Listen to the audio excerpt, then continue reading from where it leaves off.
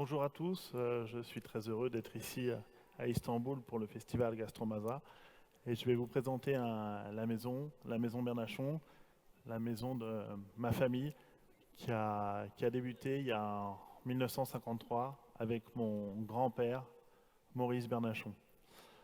Vous voyez une photo ici où je suis avec mes deux sœurs, donc Stéphanie et Candice. Donc nous travaillons en famille. Avant mes sœurs et moi-même, il y avait mon papa qui était là. Et nous avons perpétué la tradition de la maison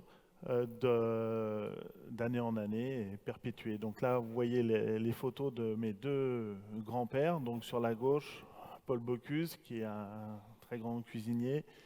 À droite, donc mon grand-père, Maurice Bernachon, celui qui a fondé la maison. Et là, il y a une photo de moi-même avec mon grand-père Bocuse. Ici, donc sur la gauche, vous voyez la photo de mon papa, qui était donc juste entre les deux générations. Et là, nous avons une photo avec donc ma maman, qui est donc la fille de Paul Bocuse. Il y a plusieurs choses qui font que la maison est très différente des autres.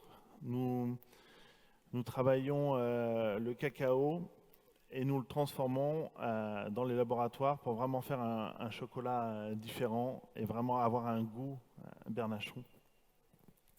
La maison est aussi célèbre pour un gâteau qu'on voit en photo qui s'appelle le Président. Donc c'est un gâteau que mon grand-père Bocuse a servi à l'Élysée pour le président français Valéry Giscard d'Estaing. Et ce jour-là, il avait reçu une médaille en France qui s'appelle la Légion d'honneur.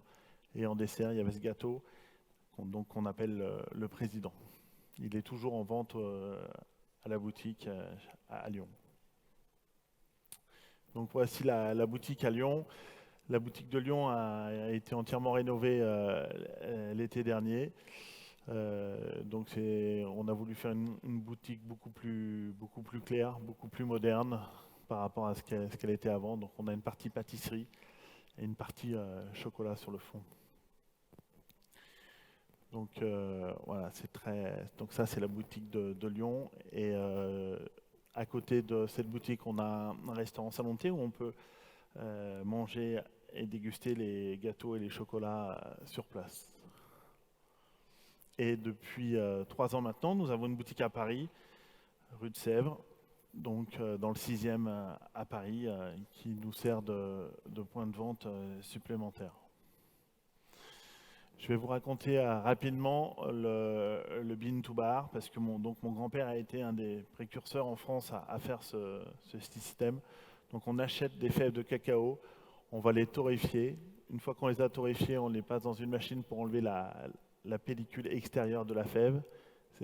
Et on va avoir donc du gruau de cacao. Ensuite, on va mélanger avec du sucre, du beurre de cacao et de la vanille pour faire une différente pâte. Et après, qu'on va passer dans différentes machines pour faire à la fin du chocolat. Donc on voit toutes les différentes étapes qui sont depuis le début de la récolte. Donc les cabossages, vous l'avez vu juste avant avec ma collègue. Ensuite, il y a fermentation, séchage.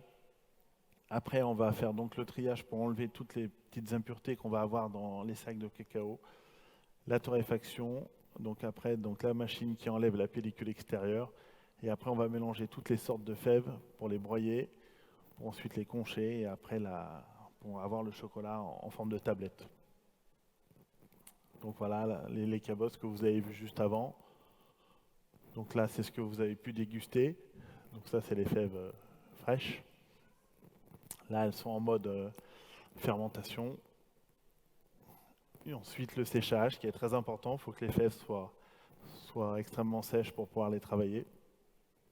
Donc ensuite, donc, on les trie à la main pour enlever vraiment des petits bouts de cailloux, des grains de café, des grains de maïs. On a plein d'impuretés dans les sacs.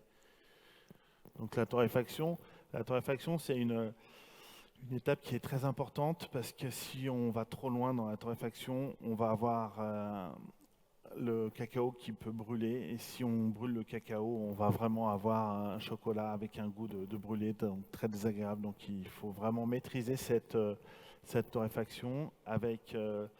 faut pas aller trop loin, mais faut quand même faire une torréfaction, mais c'est plus du... il faut pas aller jusqu'à griller, parce que si on grille, c'est pas bon. Donc là, on voit la machine qui nous enlève la pellicule extérieure. Donc chez Bernachon, dans toutes les recettes, on va mettre de la vanille. Donc c'est de la vanille qui vient de Madagascar. C'est un très beau produit qui va donner de la rondeur et beaucoup de finesse au chocolat. Donc le broyage qui va vraiment affiner toutes ces matières, que ce soit le sucre, le beurre de cacao ou le gruau.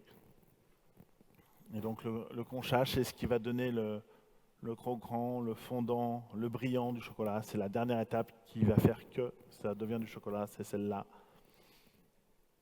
Et donc après, on va mettre en grosses tablettes comme ça. Ces grosses tablettes, on va les stocker pendant 1 mois, 2 mois pour que le chocolat mature un peu comme un bon vin qui est en bouteille. Là, je vais vous parler d'une spécialité de la maison, c'est le Palais d'Or. C'est un bonbon de chocolat très particulier parce qu'il est fait à la main. Donc on va faire une ganache. Donc une ganache, c'est de la crème fraîche et du chocolat qu'on va mettre en petits ronds comme sur la droite. Et ensuite, on va le tremper dans le chocolat et on va le poser sur de la feuille d'or qu'on aura émiettée. Et le chocolat, en cristallisant, en durcissant, l'or va aller sur le chocolat. Voilà, donc ça c'est vraiment la spécialité de la maison.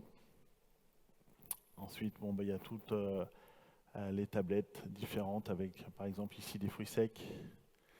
On peut avoir avec de la pâte d'amande pistache, on peut avoir avec des noisettes, on peut avoir avec de la pâte à tartiner. On a plein de sortes de tablettes différentes qui sont très appréciées. Après, on a différents packaging, que ce soit le ballotin traditionnel ou les différentes boîtes maison. Et voilà, vous pouvez nous suivre sur les différents réseaux sociaux. C'est dommage parce que j'aime bien avoir généralement des questions qui suivent les commentaires comme ça, mais je crois que c'est un petit peu compliqué. Donc je vous remercie de votre attention et je vous souhaite une bonne journée. Merci beaucoup.